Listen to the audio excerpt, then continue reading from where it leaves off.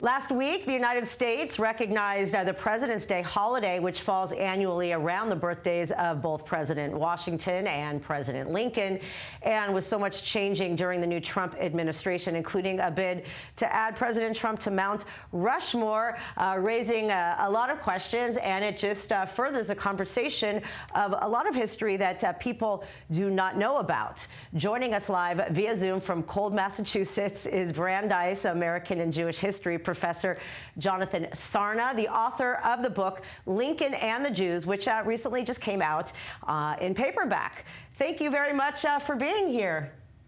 Thank you for inviting me. So I myself have read many of your books, including this one, and Abraham Lincoln's relationship with the Jews runs deep. A lot of people don't know this part about Jewish history. He grew up with a deep knowledge of the Old Testament, the Torah, and a connection to his biblical namesake, which is also my grandpa's name.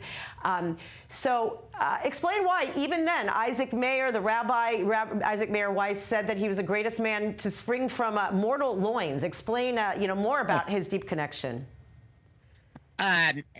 Abraham Lincoln was really our first president who had close Jewish friends. He had met them in Illinois. By the time he comes of age, Jews have spread across the country. And one of the people he works closely with is Abraham Jonas. And Abraham Jonas even played a significant role in the Republican Party's formation and in obtaining the nomination for Abraham Lincoln. And Lincoln, as we show in the book, had many other Jewish acquaintances. In the Civil War, he actually writes in a letter, "We have not yet appointed a Hebrew," and he proceeds to do so. Most importantly, Abraham Lincoln changes, or is responsible for changing, a chaplaincy law that originally restricted the chaplaincy to ministers of some Christian denomination, and he engineered a way to make that some religious denomination, and then appointed the first Jewish chaplain. And finally, when Ulysses S. Grant in 1862 expels Jews from Grant's war zone, Lincoln, as soon as he hears of that, overturns the order. So it's not surprising that Jews remember Abraham Lincoln very warmly. Right. Also, you talked about his, second inaugural address being considered to be, among the greatest, if not the greatest, speeches of all time. He drew heavily on the Bible, mentioned God 14 times in a short speech, and it really kind of showed his grappling with how did the Civil War happen and the devastation. How does it relate to God? Explain, more about that. Lincoln may well have been our most biblically knowledgeable president. He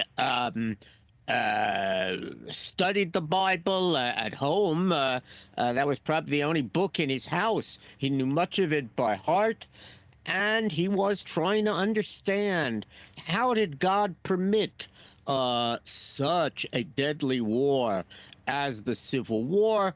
And he concludes boldly that it must be a response to the great sin of slavery. It was a remarkable inaugural address. We know that he was proud of it. He felt it was important to say.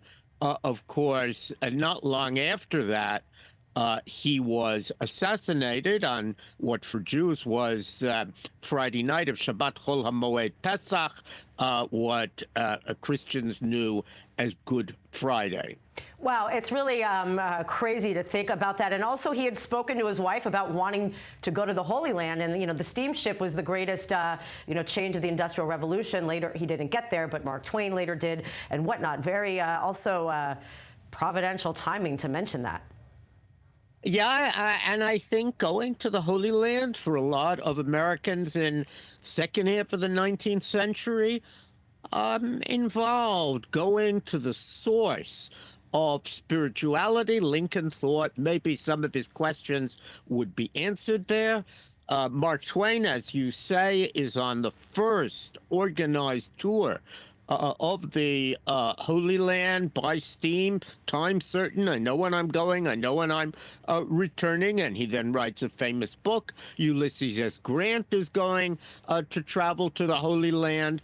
That's really the beginning of a new day where people no longer imagine, oh, where Jews will go back to the promised land on eagle's wings or on thunderstorm clouds. Now they know perfectly well how to get back to the land of Right. Israel.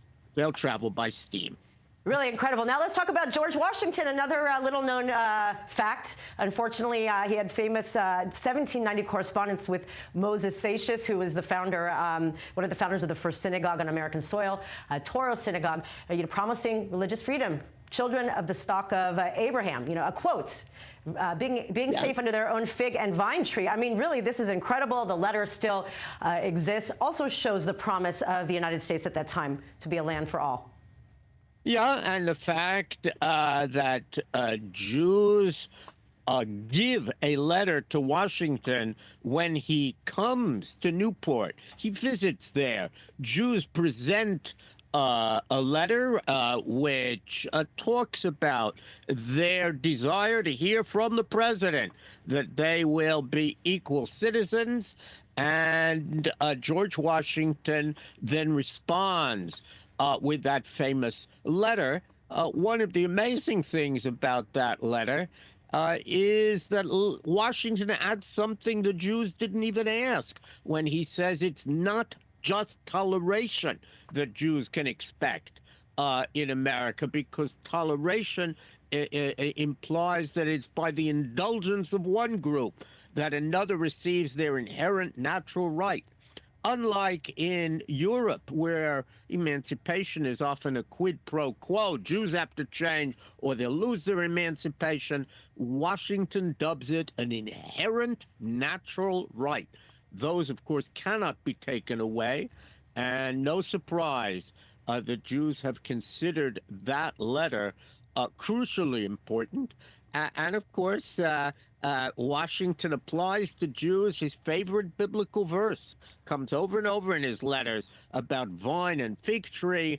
And just as he wants to sit under his own vine and fig tree in Mount Vernon, he hopes the Jews will be able to live under their own vine and fig tree, and none shall make them afraid. A biblical reference.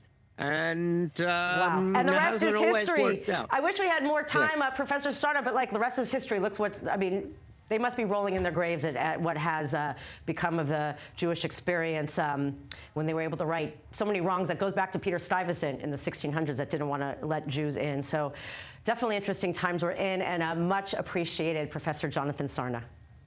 Thank you.